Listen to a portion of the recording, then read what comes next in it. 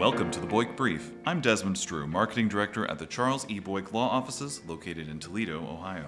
The Boyk Brief invites you to go into chambers with the attorneys of Boyk Law as we explore real legal cases, talk to fascinating people in our area, raise awareness about community initiatives, and share helpful information about protecting yourself and those you love. Today we're here with Boyk Law owner Chuck Boyk.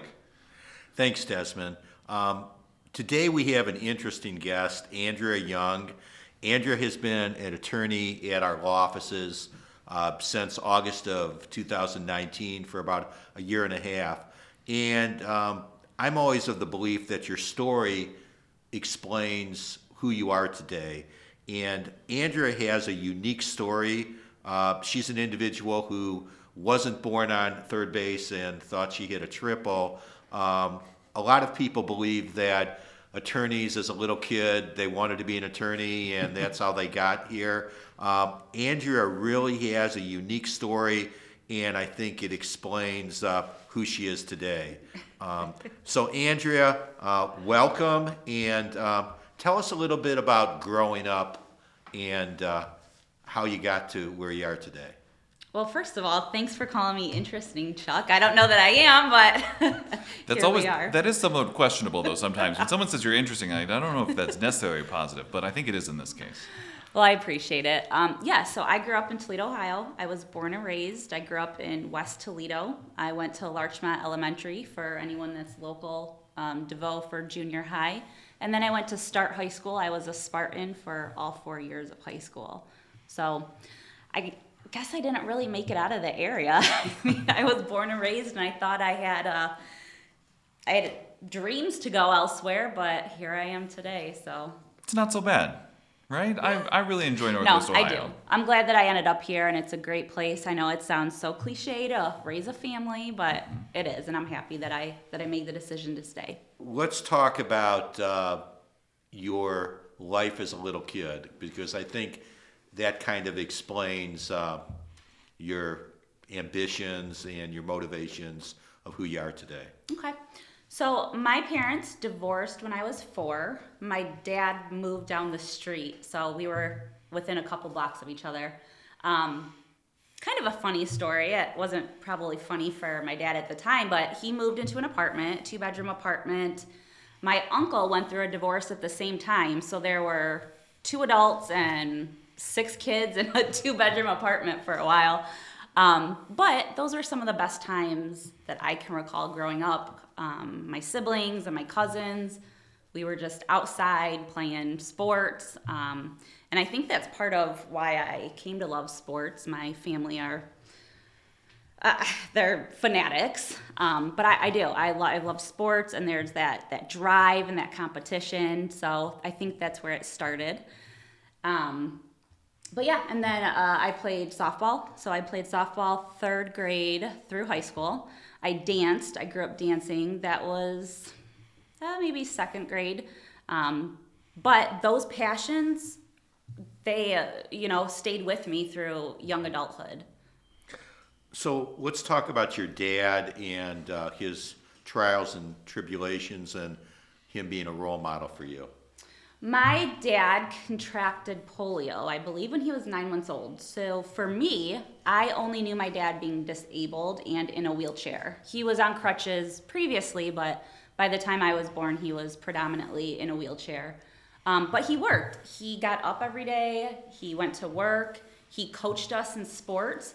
So I saw someone who was disabled and who had every chance to make every excuse, but they didn't. They led a normal lifestyle.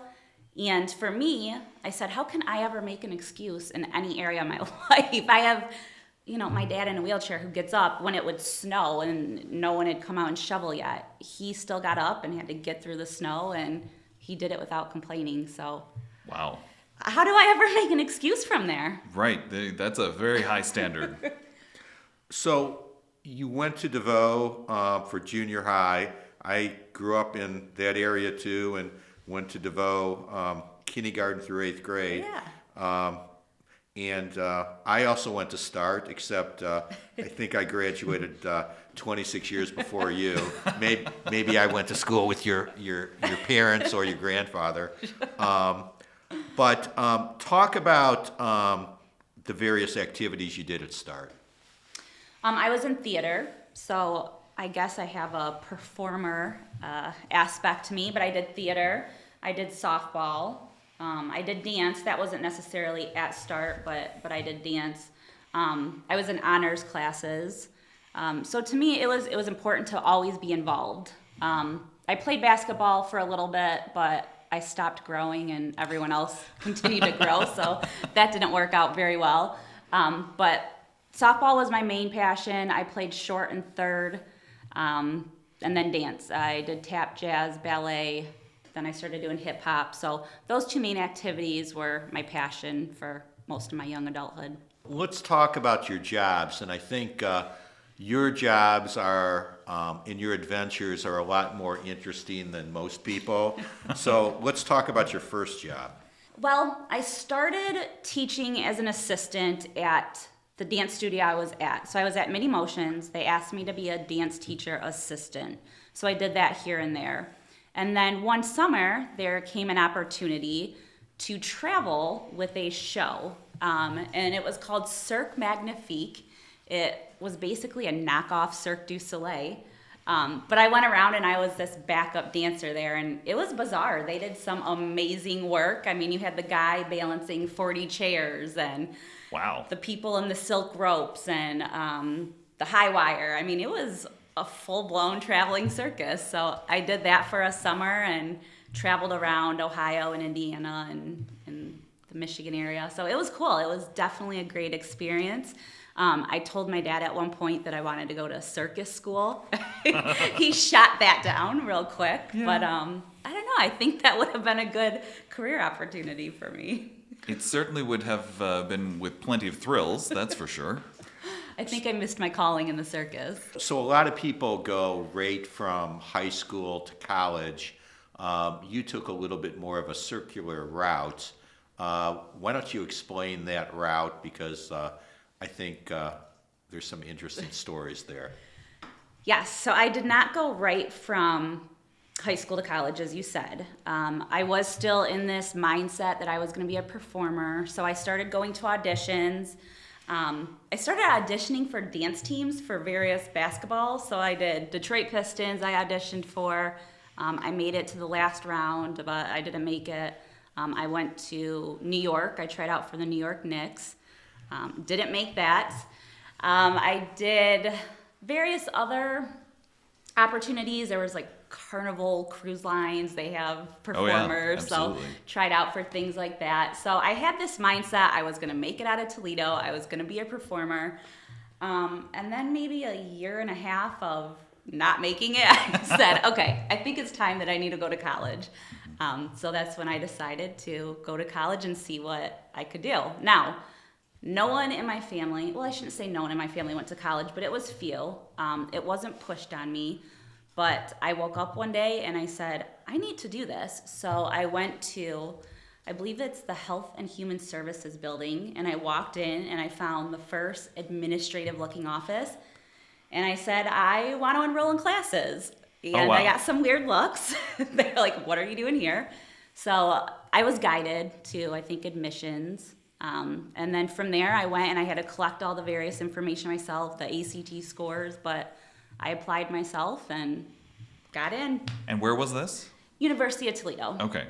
You told me you're 5'2", so could you dunk or you couldn't dunk? I mean, when I'm on a trampoline, I can get pretty high, but Well, maybe you could have combined things. You could have gone to circus school, got the stilts, and then tried out for basketball. And then maybe we would have had something. yeah, I mean, I didn't quite hold up in the legs department. So in some of the auditions, I was the shorter of the girls auditioning. So it didn't work out that well for me, but hey. Well, hey, you know what? Lady Gaga's also 5'2", so you know. Right, I don't have excuses The now. height is no excuse.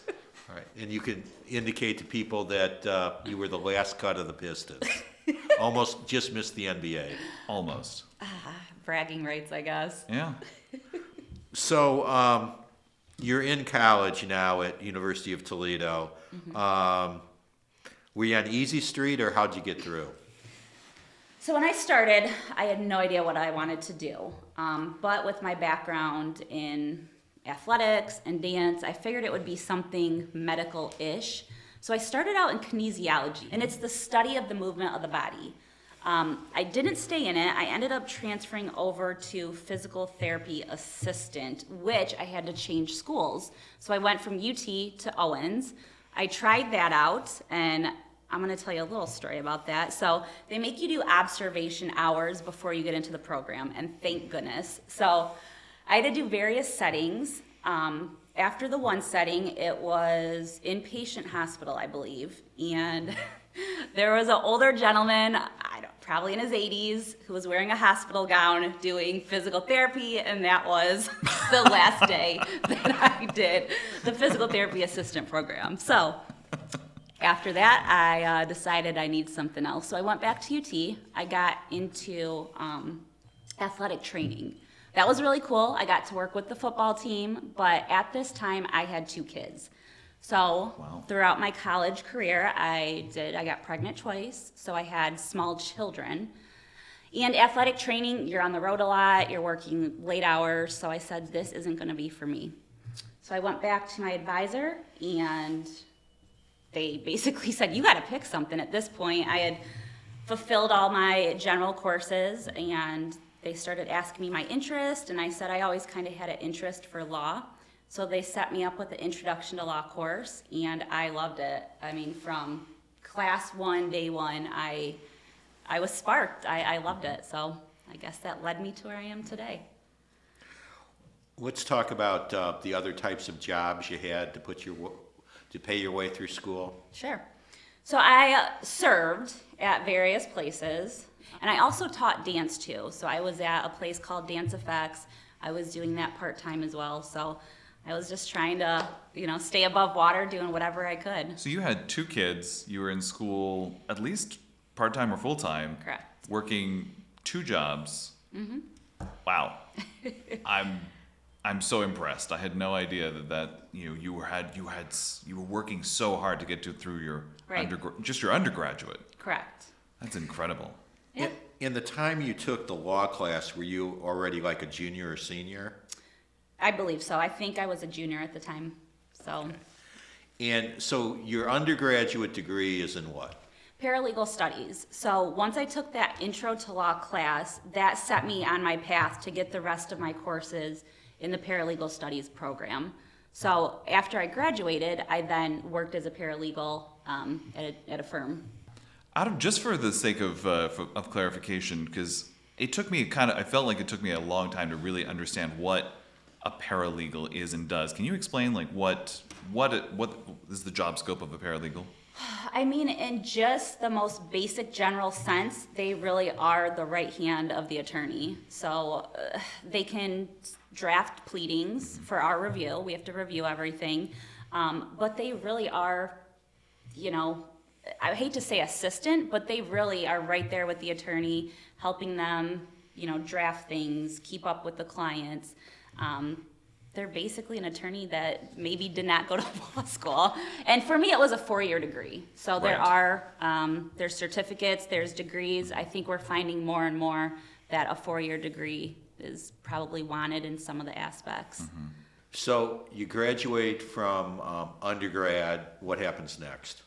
So once I graduated, I think it was maybe a month or 2, I ended up getting a job as a paralegal at my first firm, and I worked there for a couple years.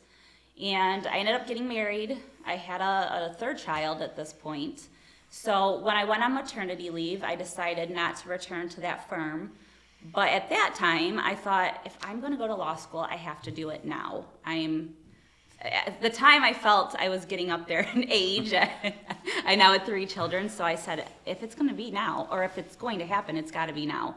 I took the LSAT, I applied, I did it kind of in a rushed manner, but I was, not working at the time. I had sent out letters to various attorneys, putting myself out there. I'm a paralegal. I can basically work freelance, hire me as you need me. So an attorney answered that.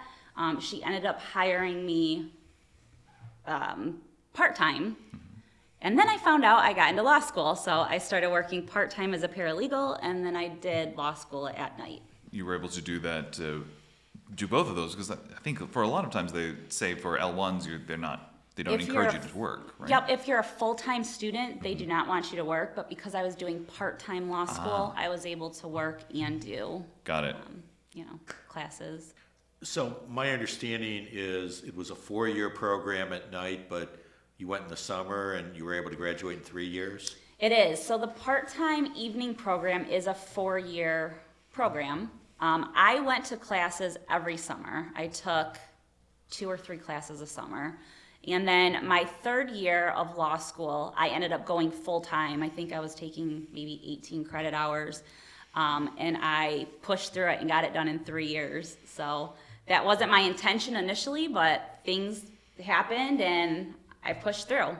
So I wasn't able to take the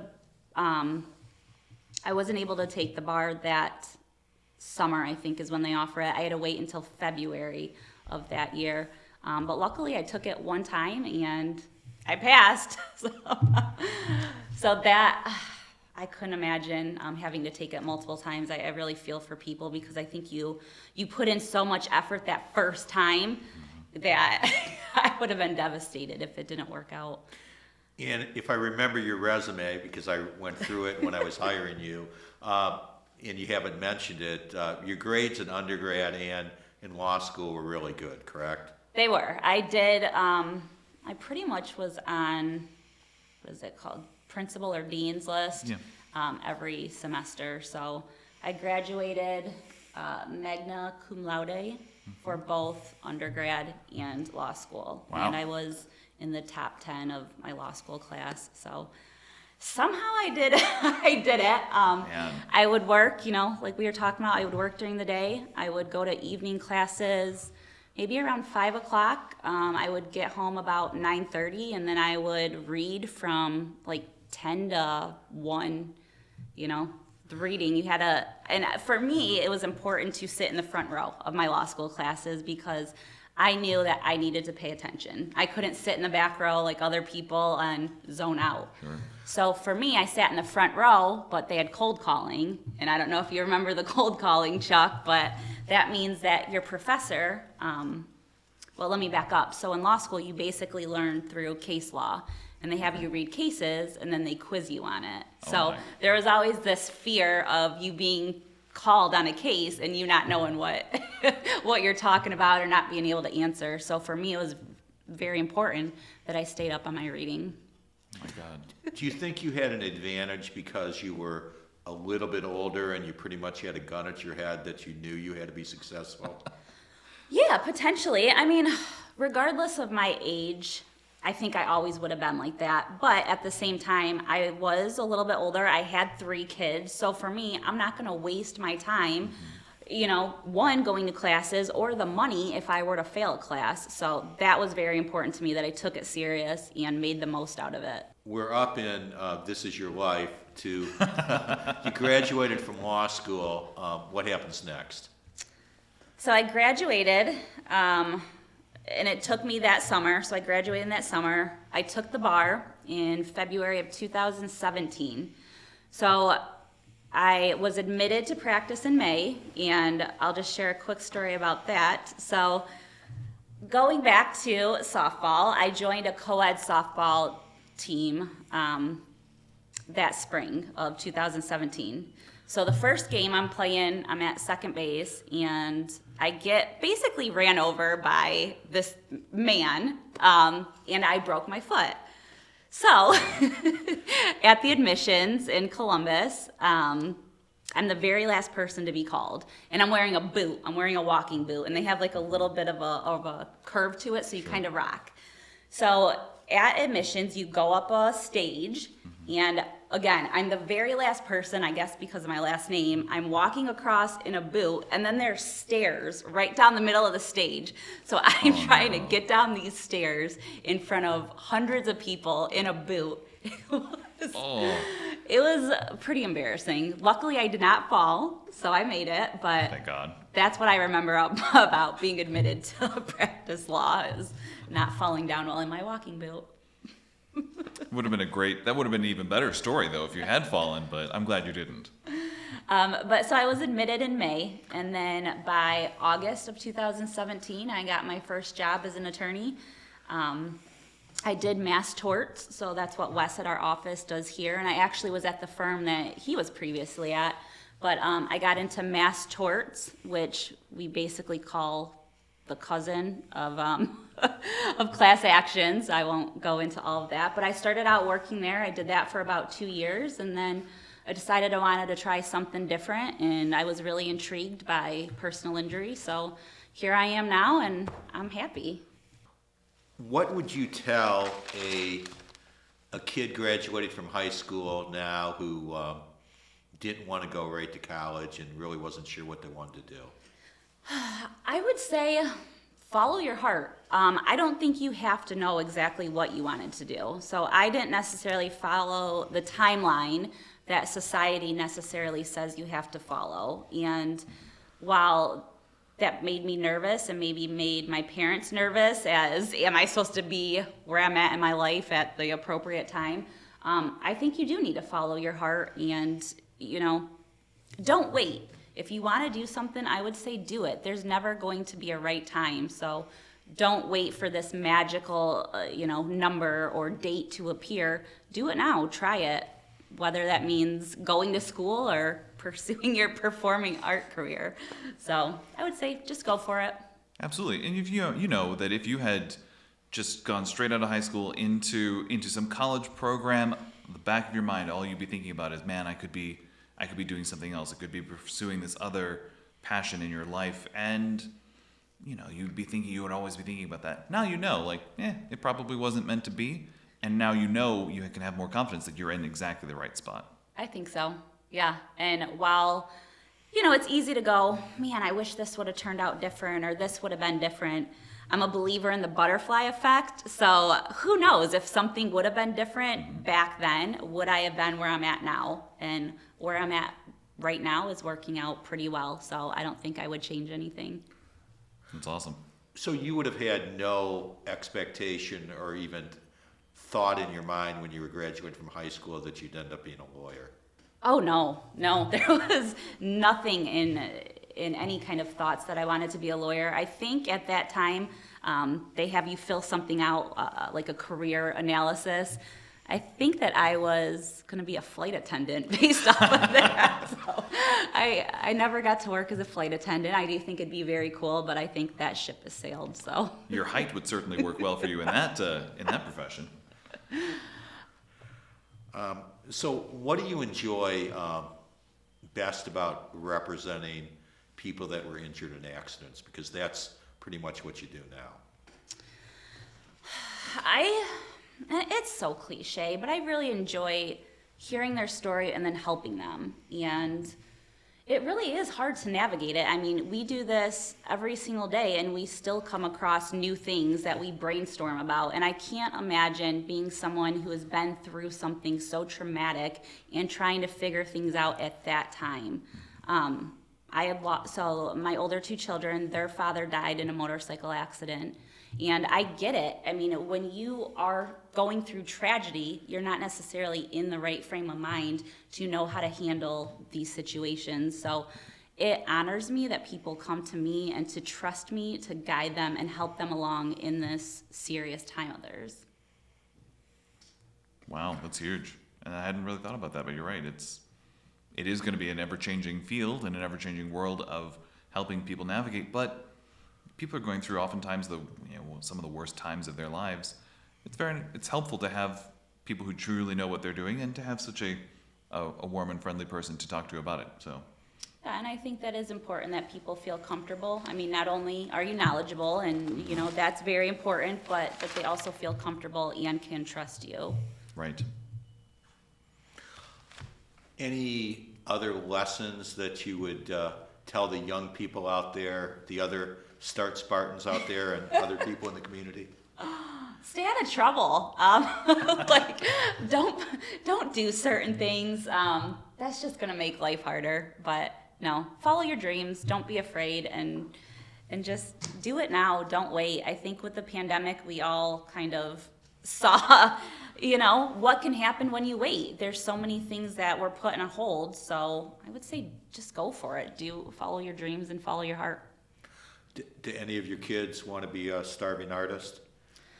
Oh, goodness. I mean, not a starving artist. My one daughter wants to be a famous chef at some point. So, I mean, I'm on board for that. She's whipping up tasty treats at the age of 14, so I love that. My other daughter wants to be a vet, which I'm okay with that. When I was growing up, I said I wanted to be a vet, but I really wanted to be a pet shop owner. So when I was a kid, it was either pet shop owner or president. Similar. Look, what my dad said, you can be either one, so go for it. In some ways, maybe an attorney is somewhat in the middle of that. You're in control of a lot of things in the legal field, and you also have a lot of wild animals to deal with sometimes. Yeah, I think I hit it right in the middle. But no, so my kids haven't gone that path yet, but we'll see. There's still time. Well, thanks a lot, Andrea. I think you have like I said, an interesting story, and I think it's great the way that you were able to overcome adversity and basically through hard work and determination, you were able to reach your goals. Thanks, Chuck. I appreciate that. Thanks so much for being here. Really appreciate hearing so much about your story. Thank you for listening to the Boyk Brief. Tune in next time for more stories of law and life.